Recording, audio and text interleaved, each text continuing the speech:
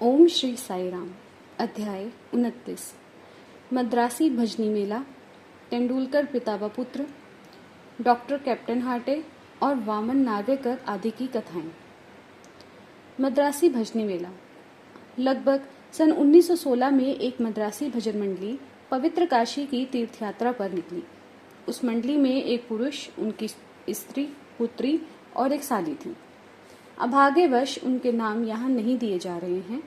मार्ग में कहीं उनको सुनने में आया कि अहमदनगर के कोपरगांव तालुका के शिरडी ग्राम में श्री साईं बाबा नाम के एक महान संत रहते हैं, जो बहुत दयालु और पहुंचे हुए हैं। वे उदार हृदय और अहेतुक कृपा सिंधु हैं। वे प्रतिदिन अपने भक्तों को रुपया बांटा करते हैं। यदि कोई कलाकार वहां जाकर अपनी कला का प्रदर्शन करता है तो उसे भी पुरस्कार मिलता है। प्रतिदिन दक्षिणा में बाबा के पास बहुत से पैसे इकट्ठे हो जाते हैं। इन रुपयों में से वह नित्य 1 रुपया भक्त कोंडा जी को, 3 वर्षीय कन्या अम्नी को और किसी को 2 रुपये से 5 रुपये तक, 6 रुपये अम्नी की माँ जमली को और 10 से 20 रुपये तक और कभी कभी 50 रुपये भी अपनी इच्छा अनुसार अन्य भक्तों को दे दिया करते थे। यह सुनकर मंडली शिरडी आकर रुकी। मंडली बहुत सुंदर भजन और गायन किया करती थी, परंतु उनका भीतरी ध्येय तो द्रव्योपार्जन ही था। मंडली में 3 व्यक्ति तो बड़े ही लालची थे। केवल प्रधान स्त्री का ही स्वभाव इन लोगों से सर्वथा भिन्न था। उसके हृदय में बाबा के प्रति श्रद्धा और आदर था। एक बार जब दोपहर की आरती हो रही थी, तभी उस स्त्री की भक्ति और विश्वास देखकर बाबा प्रसन्न हो गए। और फिर क्या था, बाबा ने उसे उसके इष्ट के रूप में दर्शन दे दिए और केवल उसे ही बाबा सीतानाथ के रूप में दिखलाई दिए, जबकि अन्य उपस्थित लोगों को सामान्य ही। अपने प्रिय इष्ट का दर्शन पाकर वह द्रवित हो गई और उसका कंठ रुंध गया और आंखों से अश्रुधारा बहने लगी। तभी प्रेमोन्मत्त हो वह ताली बजाने लगी। उसको इस प्रकार आनंदित देख लोगों को कौतूहल होने लगा, परंतु कारण किसी को भी ज्ञात नहीं हो रहा था। दोपहर के पश्चात उसने यह भेद अपने पति से प्रकट किया। बाबा के श्री राम स्वरूप में से उसे कैसे दर्शन हुए इत्यादि उसने सब कुछ बताया। पति ने सोचा कि मेरी स्त्री बहुत भोली और भावुक है, अतः इसे राम का दर्शन होना एक मानसिक विकार के अतिरिक्त और कुछ नहीं है। उसने ऐसा कहकर उसकी उपेक्षा कर दी कि कहीं वह संभव हो सकता है कि केवल तुम्हें ही बाबा राम के रूप में दिखाई दे और अन्य लोगों को सदैव की भांति ही। स्त्री ने कोई प्रतिवाद नहीं किया, क्योंकि उसे राम के दर्शन जिस प्रकार उस समय हुए थे वैसे ही अब भी हो रहे थे। उसका मन शांत, स्थिर और संतृप्त हो चुका था। आश्चर्यजनक दर्शन। इसी प्रकार दिन बीतते गए।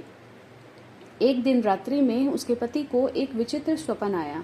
उसने देखा कि एक बड़े शहर में पुलिस ने गिरफ्तार कर रस्सी से बांधकर उसे कारावास में डाल रखा है। तत्पश्चात ही उसने देखा कि बाबा शांत मुद्रा में सिंकचों से बाहर उसके समीप खड़े हैं। उन्हें अपने समीप खड़े देखकर वह गिड़गिड़ा कर कहने लगा कि आपकी कीर्ति सुनकर ही मैं आपके श्री चरणों में आया हूँ। फिर आपके इतने निकट होते हुए भी मेरे ऊपर यह विपदा क्यों आई?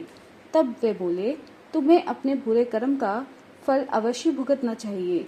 वह पुनः बोले, इस जीवन में मुझे अपने ऐसे कर्म की कोई स्मृति नहीं जिसके कारण मुझे ये दुर्दिन देखने को मिला। तो बाबा ने कहा, यदि इस जन्म में नहीं तो गत जन्म में अवश्य कोई बुरा कर्म किया होगा। तब वह कहने लगा कि मुझे तो अपने गत जन्म का कोई स्मृति नहीं, तो परंतु यदि एक बार मान भी लूं कि कोई बुरा कर्म मैंने किया भी है तो आपके यहाँ होते हुए उसे भस्म हो जाना चाहिए, जिस प्रकार सूखी घास अग्नि द्वारा शीघ्र ही भस्म हो जाती है। तो बाबा ने पूछा, क्या तुम्हारा सचमुच ऐसा दृढ़ विश्वास है? उसने कहा, हाँ। बाबा ने उससे अपनी आंखें बंद करने को कहा और जब उसने आंखें बंद की तो उससे किसी भारी वस्तु के गिरने की आहट सुनाई दी। आंखें खोलने पर उसने अपने आप को कारावास से मुक्त पाया। पुलिस वाला नीचे गिर पड़ा था और शरीर से रक्त प्रवाहित हो रहा है। तो यह सब देखकर अत्यंत भयभीत दृष्टि से उसने बाबा की ओर देखा। तब बाबा बोले कि बच्चों, अब तुम्हारी अच्छी खबर ली जाएगी। पुलिस अधिकारी अभी आएंगे और तुम्हें गिरफ्तार कर लेंगे। तब वह गिड़गिड़ाया और कहने लगा कि आपके अतिरिक्त मेरी रक्षा और कौन कर सकता है? मुझे तो एकमात्र आपका ही सहारा है भगवान। मुझे किसी प्रकार भी बचा लीजिए। तब बाबा ने फिर उसे आंखें बंद करने को कहा। आंखें खोलने पर उसने देखा कि वह पूर्णतः मुक्त होकर सिंकचों के बाहर ही खड़ा है और बाबा भी उसके समीप ही खड़े हैं। तब वह बाबा के शिव चरणों पर गिर पड़ा। बाबा ने पूछा, मुझे बताओ तो, तुम्हारे इस नमस्कार और पिछले नमस्कारों में किसी प्रकार की भिन्नता है या नहीं? इसका उत्तर अच्छी तरह सोच कर दो। वह बोला कि आकाश और पाताल में जो अंतर है वही अंतर मेरे पहले और इस नमस्कार में है बाबा। मेरे पूर्व नमस्कार तो केवल धन प्राप्ति की आशा से ही थे, परंतु यह नमस्कार मैंने आपको ईश्वर जानकर ही किया है। पहले मेरी धारणा ऐसी थी कि यवन होने के नाते आप हिंदुओं का धर्म भ्रष्ट कर रहे हैं। बाबा ने पूछा कि क्या तुम्हारा यवन पीरों में कोई विश्वास नहीं? प्रत्युत्तर में उसने कहा, जी नहीं। तब वह फिर पूछने लगे कि क्या तुम्हारे घर में एक पंजा नहीं? क्या तुम ताबूत की पूजा नहीं करते? तुम्हारे घर में अभी भी एक काड़ बीवी नामक देवी है जिसके सामने तुम विवाह और अन्य धार्मिक अवसरों पर कृपा की भीख मांगा करते हो। अंत में उसने जब स्वीकार कर लिया तो वे बोले, इससे अधिक अब तुम्हें और क्या प्रमाण चाहिए? तब उनके मन में अपने गुरु श्री रामदास के दर्शन की इच्छा हुई। बाबा ने ज्यों ही उससे पीछे घूमने को कहा तो उसने देखा कि श्री रामदास स्वामी उसके सामने खड़े हैं और जैसे ही वह उनके चरण पर गिरने को तत्पर हुआ वह तुरंत अदृश्य हो गए। तब वह बाबा से कहने लगा कि आप तो वृद्ध प्रतीत होते हैं, क्या आपको अपनी आयु विदित है? बाबा ने पूछा, तुम क्या कहते हो कि मैं बूढ़ा हूँ? थोड़ी दूर मेरे साथ दौड़कर तो देखो। ऐसा कहकर बाबा दौड़ने लगे और वह भी उनके पीछे पीछे दौड़ने लगा। दौड़ने से पैरों द्वारा जो धूल उड़ी उसमें बाबा लुप्त हो गए और तभी उनकी नींद भी खुल गई। जागृत होते ही गंभीरता पूर्वक इस स्वप्न पर विचार करने लगे। उसकी मानसिक प्रवृत्ति में पुनः परिवर्तन हो गया। अब उसे बाबा की महानता विदित हो चुकी थी। उसकी लोभी और शंकालु वृत्ति लुप्त हो गई थी और हृदय में बाबा के चरणों के प्रति सच्ची भक्ति उमड़ पड़ी। वह था तो एक स्वप्न मात्र ही, परंतु उसमें जो भी प्रश्न उत्तर थे वह अधिक महत्वपूर्ण थे। दूसरे दिन जब सब लोग मस्जिद में आरती के निमित्त एकत्रित हुए तब बाबा ने उसे प्रसाद में लगभग 2 रुपए की मिठाई और 2 रुपए नगद और उसके अपने पास से देकर आशीर्वाद दिया। उसे कुछ दिन और रोककर उन्होंने आशीष देते हुए कहा कि अल्लाह तुम्हें बहुत देगा और अब सब अच्छा ही करेगा। बाबा से उसे अधिक द्रव्य की प्राप्ति तो नहीं हुई, परंतु उनकी कृपा उससे अवश्य प्राप्त हो गई, जिससे उसका बहुत ही कल्याण हुआ। मार्ग में उनको यथेष्ट द्रव्य प्राप्त हुआ और उनकी यात्रा बहुत ही सफल रही। उन्हें यात्रा में कोई कष्ट और असुविधा नहीं हुई और वे अपने घर सकुशल पहुंच गए। उन्हें बाबा के श्री वैष्णव और आशीर्वाद और उनकी कृपा से प्राप्त हुए उस आनंद की सदैव स्मृति बनी रही। इस कथा से विदित होता है कि बाबा किस प्रकार अपने भक्तों के समीप आकर उन्हें श्रेष्ठकर मार्ग पर ले जाते हैं और आज भी वो ले जाते हैं। तेंदुलकर कुटुंब। बम्बई के पास बांद्रा में एक तेंदुलकर कुटुंब रहता था जो बाबा का परम भक्त था।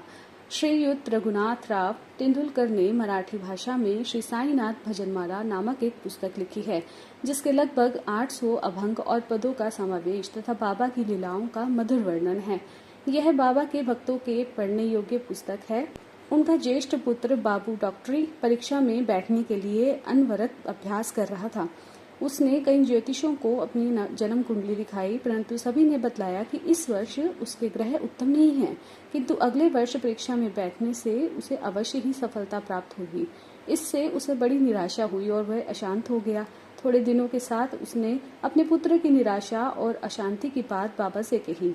उनके पुत्र को कुछ दिन के पश्चात ही परीक्षा में बैठना था। बाबा कहने लगे कि अपने पुत्र से कहो कि मुझ पर विश्वास रखे। सब भविष्य कथन तथा ज्योतिषियों द्वारा बनाई गई कुंडलियों को एक कोने में फेंक दे और अपना अभ्यास क्रम चालू रख शांत चित्त से परीक्षा में बैठे। वह अवश्य ही इस वर्ष उत्तीर्ण हो जाएगा। उसने कहा कि निराश होने की कोई बात नहीं है। माँ ने घर आकर बाबा का संदेश पुत्र को सुना दिया। उसने घोर परिश्रम किया और परीक्षा में बैठ गया। सब पर्चों के जवाब बहुत अच्छे से लिखे थे, परंतु फिर भी संशयग्रस्त होने के कारण उसने सोचा कि यह संभव नहीं कि उत्तीर्ण होने योग्य अंक मुझे मिल सकें। इसलिए उसने मौखिक परीक्षा में बैठने का विचार त्याग दिया। परीक्षक तो उसके पीछे ही लगा था। उसने एक विद्यार्थी द्वारा सूचना भेजी कि उसे लिखित परीक्षा में उत्तीर्ण होने लायक अंक प्राप्त हुए हैं। अब उसे मौखिक परीक्षा में अवश्य ही बैठना चाहिए। इस प्रकार प्रोत्साहन पाकर वह उसमें भी बैठ गया और दोनों परीक्षाओं में वो उत्तीर्ण हो गया। उस वर्ष उसकी ग्रह दशा विपरीत होते हुए भी बाबा की कृपा से उसने सफलता पाई। यहाँ केवल इतनी ही बात ध्यान देने योग्य है कि कष्ट और संशय की उत्पत्ति अंत में दृढ़ विश्वास में परिणत हो ही जाती है।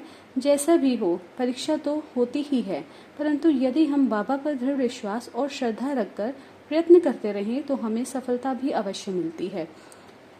इसी बालक के पिता रघुनाथ राव बम्बई की एक विदेशी व्यवसायी फर्म में नौकरी करते थे। वह बहुत वृद्ध हो चुके थे और अपना कार्य सुचारू रूप से नहीं कर पा रहे थे, इसलिए अब वह छुट्टी लेकर विश्राम करना चाहते थे। छुट्टी लेने पर भी उनके शारीरिक स्वास्थ्य में कोई विशेष परिवर्तन नहीं हुआ।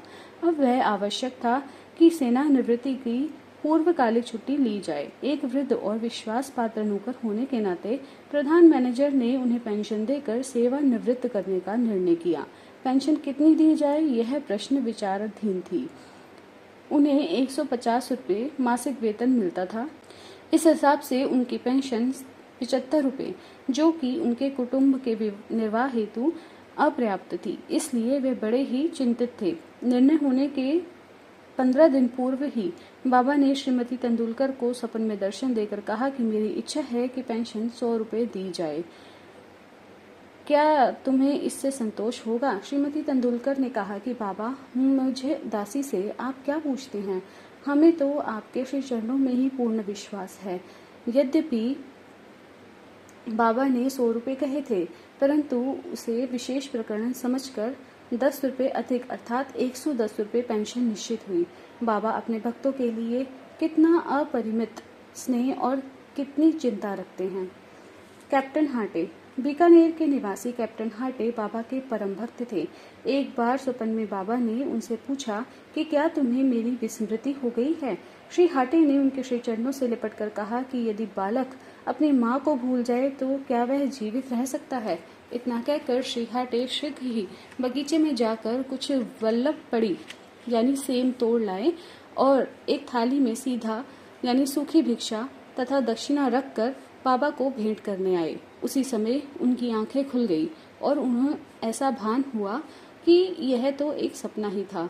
फिर वह ये सब वस्तुएं जो उन्होंने स्वप्न में देखी थी, बाबा के पास शिरडी भेजने का निश्चय कर लिया।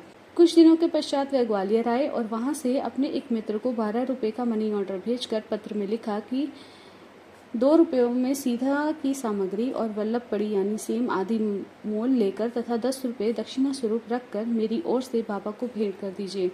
उनके मित्र ने शिरडी आकर सब वस्तुएं तो संग्रह कर ली, परंतु वल्लभ पड़ी प्राप्त करने में उन्हें अत्यंत कठिनाई हुई। थोड़ी देर के पश्चात ही उन्होंने एक स्त्री को सिर पर टोकरी रखे सामने से आते हुए देखा। उन्हें यह देखकर अत्यंत आश्चर्य हुआ कि उस टोकरी में वल्लभ पड़ी के अतिरिक्त तो कुछ और था ही नहीं। तब उन्होंने वल्लभ पड़ी खरीद कर सब एकत्रित वस्तुएं लेकर मस्जिद में जाकर श्री हाटे की ओर से बाबा को भेंट कर दी। दूसरे दिन श्री निमोनकर ने उसका नैवेद्य यानी चावल और वल्लभ पड़ी की सब्जी तैयार कर बाबा को भोजन कराया। सब लोगों को बड़ा विस्मय हुआ कि बाबा ने भोजन में केवल वल्लभ पड़ी ही खाई और अन्य वस्तुओं को स्पर्श तक नहीं किया। उनके मित्र द्वारा जब ये समाचार का पता कैप्टन हाटे को चला तो वे गदगद हो उठे और उनके हर्ष का पारावार नहीं चला। पवित्र रुपया। एक अन्य अवसर पर कैप्टन हाटे ने विचार किया कि बाबा के पवित्र कर कमलों द्वारा स्पर्शित 1 रुपया लाकर अपने घर में अवश्य रखना चाहिए।